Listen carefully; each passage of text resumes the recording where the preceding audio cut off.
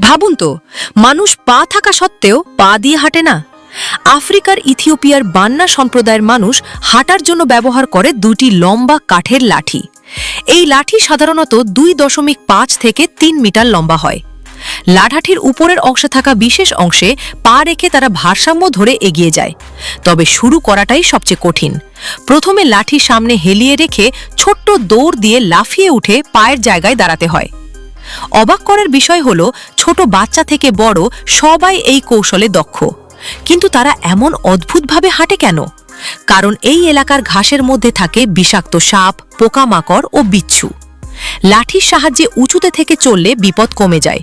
আবার বর্ষাকালে কাদামাটির রাস্তা ও অগভীর পানির এলাকাতেও সহজে চলাচল করা যায়। আর পশু চরানোর সময় এই উঁচু অবস্থান থেকে দূর থেকে গরুর পাল দেখা যায় এবং সিংহ বা হায়নার মতো বন্য প্রাণীর ওপরও নজর রাখা সহজ হয়।